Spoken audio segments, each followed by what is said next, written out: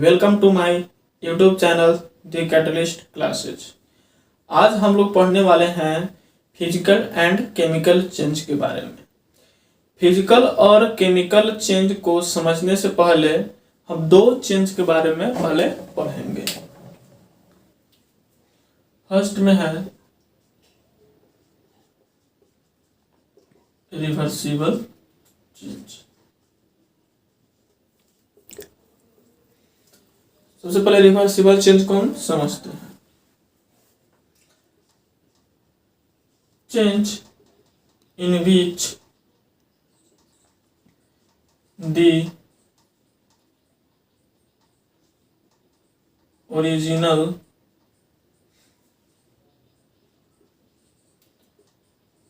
substance can be recovered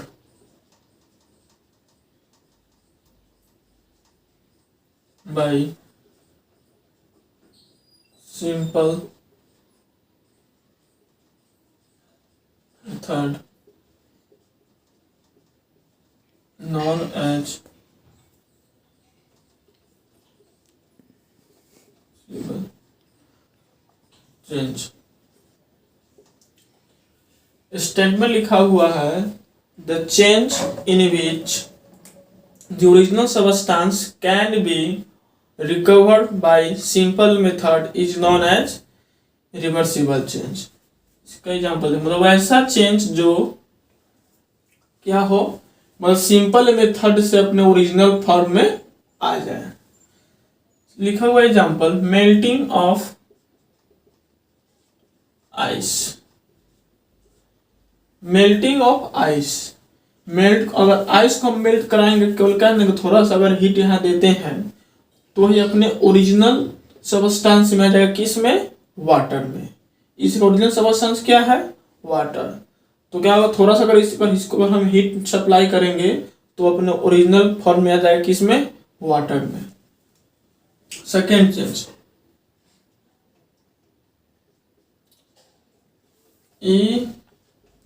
reversible change.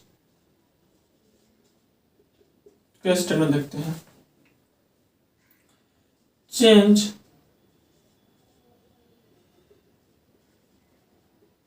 In which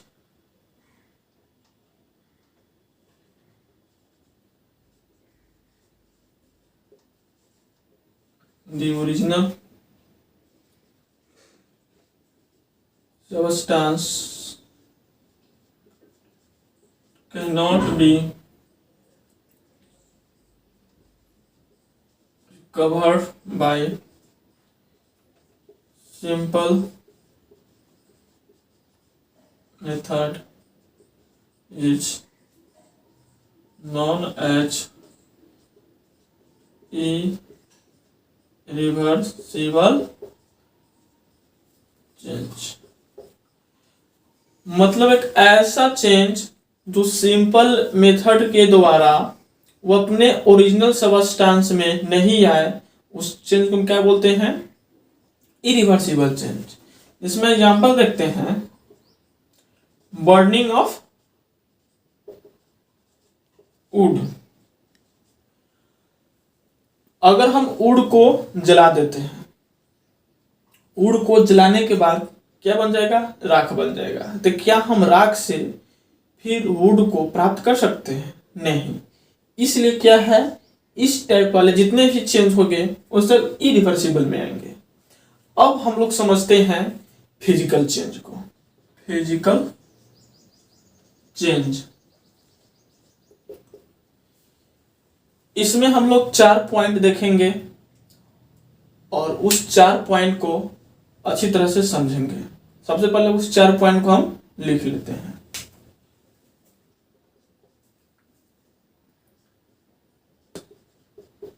reversible और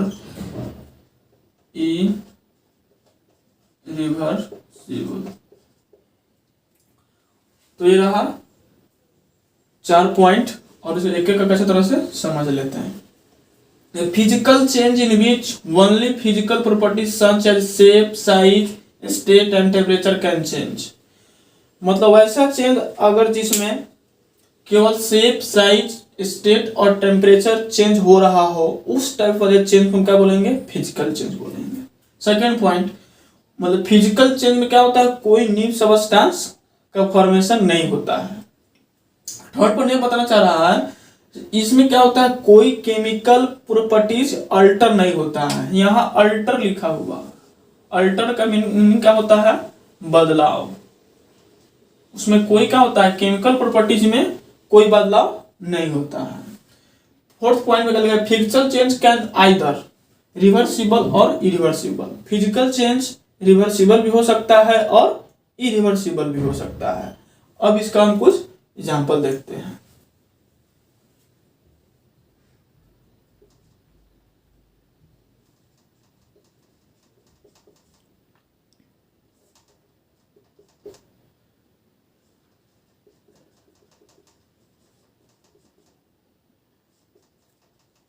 cutting of fruits and vegetable.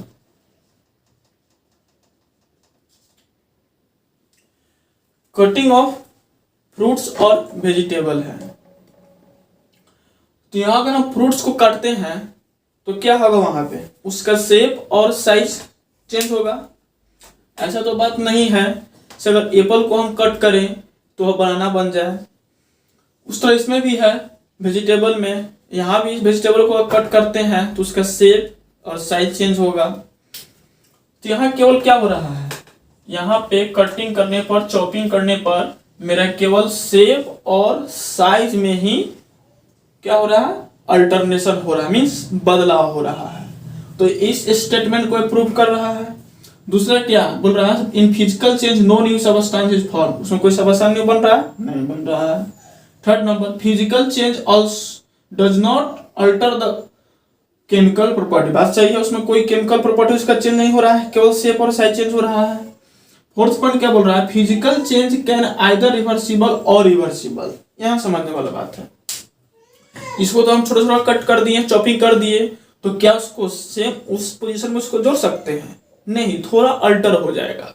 तो यहाँ लिखा हुआ है रिवर्सिबल चेंज भी हो सकता है और इरिवर्सिबल भी चेंज हो सकता है। इसका मतलब उसको ओरिजिनल स्टेट में अगर एग्जैक्टली नहीं जोड़ सकते हैं तो क्या कौन सा कहलाएगा? इरिवर्सिबल चेंज कहलाएगा। इसलिए क्या है, ये 4 पॉइंट्स को यह अप्रूव कर रहा है। सो दिस चेंज इज क्या कहलाएगा? फिजिकल चेंज होगा। Next example, freezing of ice, freezing of water, sorry.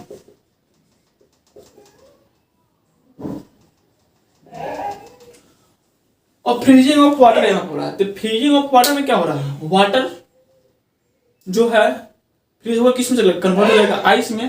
मेरा यहाँ कहने का मतलब वाटर जो कन्वर्ट हो रहा है किस में हो रहा है? आइस में। तो वाटर यहाँ क्या है? वाटर यहाँ लिक्विड फॉर्म में है। यहाँ क्या हो जा रहा है? सॉलिड हो जा रहा है। तो फर्स्ट पॉइंट देखेंगे यहाँ क्या किस में चेंज होना चाहिए? मतलब फिजिकल प्रॉपर्टी दैट इज मतलब शेप और साइज। इसका क्या हो रहा है? शेप चेंज हो रहा है।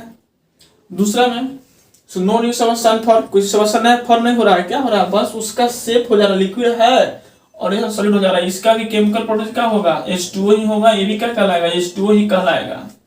तो थर्ड पॉइंट क्या बोल रहा है? Does not alter the chemical properties. Chemical properties का चेंज हो रहा है। भी वाटर है, लेकिन इसका क्या हुआ? केवल सॉलिड से लिक्विड में स्टेट यहाँ पर चेंज हुआ है। फोर्थ पॉइंट क्या बोलता है? The physical change can either reversible और इरिवर्सिबल। तो यहाँ क्या थोड़ा सा अगर हम हीट देंगे तो क्या वाटर में आ जाएगा? नहीं आ जाएगा? आ जाएगा। इसका मतलब कौन सा चेंज है? यह रिवर्सिबल चेंज है। तो इस 4 पॉइंट को क्या कर रहा है? प्रूव कर रहा है। इसलिए क्या है? यह फिजिकल चेंज है। नेक्स्ट एग्जांपल हम देखते हैं। जिसमें नेक्स्ट एग्जांपल क्या है? Cutting of hair.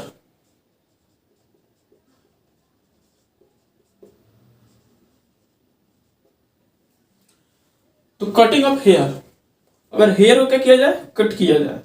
तो अगर हेयर को कट करेंगे तो वहां पे क्या चेंजिंग होगा? यहाँ इसका शेप और साइज चेंज होगा। दूसरा कोई चेंज होने वाला है? नहीं। इसीलिए क्या हो रहा? कोई न्यू सबस्टेंस नहीं बनेगा, सब कोई केमिकल प्रॉपर्टी नहीं चेंज होगा। हाँ, फिर लिखो तो क्या कर सकते? कट कर दिए तो फिर तो उसको जोड़ नहीं सकते हैं एट दैट पोजीशन में जिससे पहले था। इसलिए क्या होगा यहाँ पर अब इरिवर्सिबल चेंज हो जाएगा। इसलिए 4 बात को ये भी क्या कर रहा है, सेटिस्फाइड करने, इसलिए कटिंग ऑफ हेयर भी कौन सा चेंज होगा, फिजिकल चेंज। नेक्स्ट पॉइंट,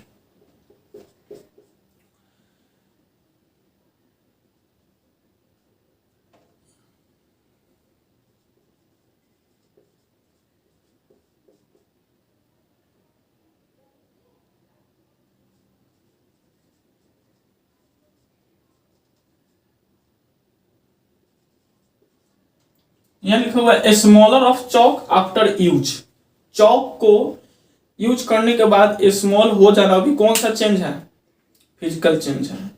क्योंकि यहाँ पे क्या हो रहा है, उसका जो साइज है, मतलब इतना बड़ा है, लिखते लिखते हम गए इतना बड़ा हो गया, तो यहाँ से साइज उसका चेंज हुआ।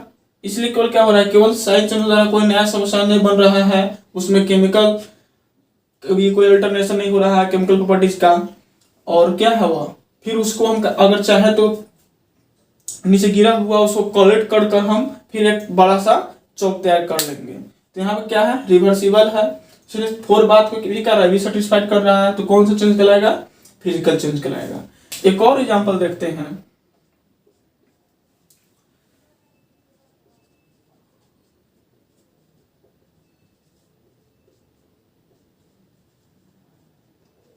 Sharpening of a pencil. मतलब पेंसिल को जैसे हम क्या करते हैं, शार्प करते हैं, तो उसमें क्या होता है, जैसे थोड़ा सा मोटा हो जाता है उसका पॉइंट, राइटिंग नहीं बढ़ता, इसलिए क्या करते हैं उसको शार्प करते हैं ताकि क्या हो, राइटिंग अच्छी तरह से बैठे। तो वहाँ क्या हो रहा है, उसका मोटा हो गया, पतला हो रहा है, शार्प हो रहा है, तो वहाँ क्या शेप में चेंज हो रहा है। और इतना बड़ा पेंसिल होता है, धीरे धीरे करते करते जाते हैं इतना छोटा हो जाता है, उसका साइज में भी चेंजिंग हो रहा है। तो शेप और साइज में चेंजिंग हो रहा है, कोई नया सब्सटेंस नहीं बन रहा है, क्योंकि ऐसा बात तो नहीं है वहाँ शार्प करते करते गए तो उसमें ग्रेफाइट लगा हुआ है तो कॉपर का हो गया, ऐसा ही बात नहीं है। इसलिए क्या है, कोई नया सब्सटेंस भी नहीं बन रहा है और कोई उसका केमिकल प्रॉपर्टी नहीं चेंज कर रहा है यहाँ पे। और क्या है, रिवर्सिबल या इरिवर्सिबल। यहाँ क्या होगा, यहाँ पर क्या होगा, ऐसे तो पेंसिल को हम लिफ्ट करेंगे तो फिर वापस तो आगे नहीं, तो पेज पे खत्म हो जाएगा, पेज पे रह जाएगा, इसीलिए क्या है यहाँ पर इरिवर्सिबल चेंज होगा।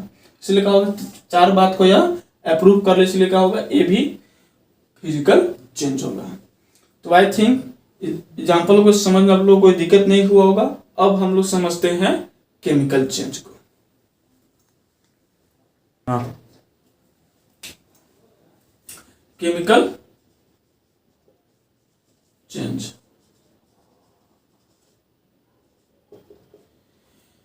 केमिकल चेंज को हमको अच्छी तरह से समझना है, तो इसमें भी हम 4 पॉइंट हम लोग देखेंगे और उसको अच्छी तरह से समझेंगे। तो एक एक करके 4 पॉइंट को लिख लेते हैं।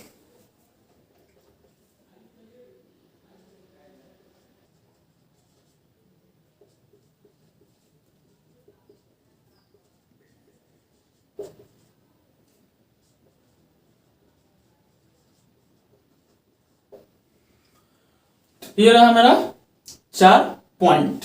फर्स्ट पॉइंट क्या है, वन और मोर substances are rearranged और combined to form a new substance। इसमें क्या होता है, एक या एक से ज्यादा सबस्टेंस मिलकर एक न्यू सबस्टेंस का फॉर्मेशन होता है। तो इस टाइप से न्यू सबस्टेंस का फॉर्मेशन हो रहा होगा तो उसको समझेंगे कौन सा चेंज है, केमिकल चेंज। सेकेंड पॉइंट यहाँ पर लिखा हुआ है क्या, इन chemical change the chemical properties of the substance change. Chemical change में क्या होता है, केमिकल प्रॉपर्टी चेंज कर जाता है। Next point, the chemical change are usually irreversible. Chemical change हमेशा हमेशा क्या होगा, इरिवर्सिबल ही होगा। Next point, it is the generally indicated by the formation of precipitate and evolution of gas. Formation of precipitate और इवोल्यूशन ऑफ गैस इसको indicate करते हैं। इसका मतलब क्या है, एक एग्जांपल से यहाँ आपको हम बताते हैं अच्छी तरह से। जैसे बोला क्या है, formation of precipitate and evolution of gas. एक आपको हम रिएक्शन लेते हैं, जैसे यहाँ लिखा हुआ है क्या, Zn प्लस। Zn क्या है, यहाँ पर एक मेटल है, एक एसिड लेते हैं H2SO4 और इसको हम रिएक्शन कराते हैं। तो इसको हम रिएक्शन अगर कराएंगे तो क्या होता है, Zn जो होता है मोर रिएक्टिव होता है हाइड्रोजन से। तो यह Zn यहाँ जाएगा, इसको क्या करेगा, ज़्यादा रिएक्टिव है जेड एन क्या है, ज़्यादा रिएक्टिव है, तो इसको क्या करेगा, डिस्प्लेस कर देगा, यहाँ से हटा देगा और खुद यहाँ बैठ जाएगा। तो यहाँ बना लेगा ZnSO4 प्लस H2, यही है क्या, गैस H2 हाइड्रोजन गैस है जो का बाहर निकल जाएगा। तो यहाँ क्या हो रहा है, एवोल्यूशन ऑफ गैस हो रहा है, मतलब गैस यहाँ निकल रहा है। और एक प्रिसिपिटेट वाला देख लेते हैं, जैसे कैसे होगा। अगर हम AgNO3 और NaCl किसको AgNO3 एंड NaCl को अगर रिएक्शन हम कराते हैं तो क्या बनता है, यहाँ देखिए NaCl जो होता है ज्यादा रिएक्टिव होता है किससे, Ag से, मीन सिल्वर से। यह आएगा यहाँ पे और थोड़ा देर में क्या होता है, जैसे आएगा यहाँ पे चला जाएगा, यहाँ पर डिस्प्लेस होता है, डबल डिस्प्लेसमेंट, यहाँ हम लोग बाद में पढ़ेंगे नेक्स्ट वीडियो में। आ जाएगा AgCl यहाँ पे और यहाँ चला जाएगा Na, तो NaNO3 हो जाएगा।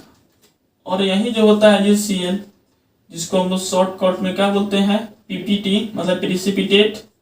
और इसका जो कलर होता है कैसा होता है, व्हाइट होता है। तो चौथे पॉइंट का मतलब हम लोग इस तरह से भी एग्जाम्पल के साथ भी समझे। तो इस टाइप का कोई भी अगर रिएक्शन आता है तो उसको हम कौन सा रिएक्शन बोलेंगे, केमिकल रिएक्शन। और इस टाइप का जो चेंज हो रहा है इसको कौन सा चेंज बोलेंगे, केमिकल चेंज बोलेंगे। और एग्जाम्पल,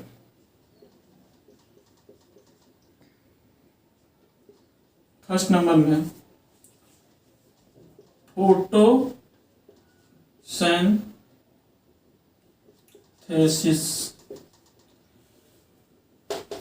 फोटोसिंथेसिस भी एक प्रकार का केमिकल चेंज है। इसमें CO2 गैस प्लस वाटर को सनलाइट और क्लोरोफिल के प्रेजेंस में रिएक्शन कराते हैं। C6H12O6 plus water plus O2 gas का फॉर्मेशन होता है।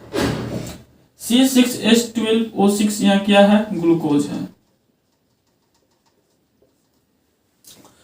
तो यहां हम देखें CO2 गैस और वाटर को रिएक्शन कराते हैं किसके प्रेजेंस में, क्लोरोफिल और सन के प्रेजेंस में। तो यहाँ ग्लूकोज बन रहा है, वाटर बन रहा है और CO2 गैस रिलीज हो रहा है।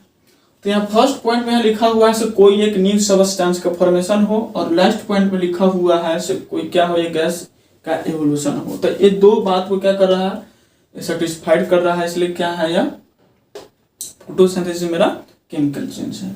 Next example, boiling of an egg. Boiling of an egg, इसको तो हम बॉयल करेंगे, तो बॉयल करने से पहले और बॉयल करने के बाद भी देखने से उसका कोई फिजिकल अपीयरेंस में ज्यादातर चेंजिंग नहीं होता है। तो फिर हम कैसे पहचानेंगे इससे क्या है, लेकिन बहुत कुछ चेंजिंग हो जाता है उसमें। लिक्विड फॉर्म में रहता है, वो सॉलिड में भी कन्वर्ट हो जाता है। पहले क्या रहता है, बॉयल करने से पहले उसमें कोई लिविंग ऑर्गेनिज्म एग्जिस्ट करता है, बॉयल होने के बाद क्या हो जाता है, वो डेड हो जाता है। मीन्स अब डेड हो गया तो न्यू सबस्टेंस वहां फॉर्मेशन हो गया, इसलिए क्या है, यह केमिकल चेंज है। Acid base reaction, acid base reaction भी क्या होता है, केमिकल चेंज होता है। इसको देखते हैं, एसिड को लेते हैं HCl और बेस लेते हैं NaOH। क्या है बेस, तो यहाँ हाइड्रोजन है, यहाँ सोडियम है। हाइड्रोजन से ज्यादा रिएक्टिव होता है सोडियम, इसलिए हाइड्रोजन यहाँ आएगा और इसको डिस्प्लेस कर देगा, और इसको डिस्प्लेस करेगा तो ये कहाँ चला जाएगा, यहाँ चला जाएगा। तो क्या बन लेगा, यहाँ पे NaCl बन जाएगा और प्लस क्या देगा, H2O देगा। तो एसिड बेस रिएक्शन भी क्या होता है, केमिकल होता है। क्यों, क्योंकि यहाँ नया सबस्टेंस का फॉर्मेशन हो रहा है जिसका नाम है NaCl, इसको हम लोग क्या बोलते हैं, कॉमन साल्ट भी बोलते हैं। तो यह नया सबस्टेंस का फॉर्मेशन हो रहा है, इसका प्रॉपर्टीज भी अलग है। उसके बाद यहाँ प्रिसिपिटेशन रिवर्सिबल चेंज है। ये क्या है, इरिवर्सिबल चेंज है, क्योंकि फिर इसको हम ऐसे फॉर्म में नहीं ला सकते हैं। Next example number 4, digestion of food. Digestion of food भी क्या होता है, यह केमिकल चेंज होता है, क्योंकि अगर फूड अगर डाइजेस्ट हो जाता है तो फिर उसको हम ऑन डाइजेस्टेबल जो वेस्ट प्रोडक्ट होता है उसे हम फिर फूड को नहीं बना सकते हैं। इरिवर्सिबल होता है और नया सबस्टेंस भी वो बन जाता है, उसका प्रॉपर्टी भी चेंज कर जाता है, इसलिए क्या है यहाँ डाइजेशन ऑफ फूड मेरा केमिकल चेंज होता है। एक और एग्जांपल देख लेते हैं, रस्टिंग ऑफ आयरन।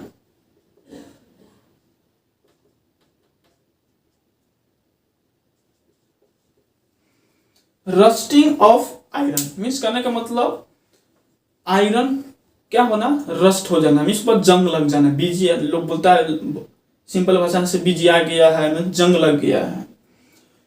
तो यहाँ क्या होता है हम जानते हैं, आयरन का जो ओरिजिनल कलर होता है वह ग्रेइश होता है।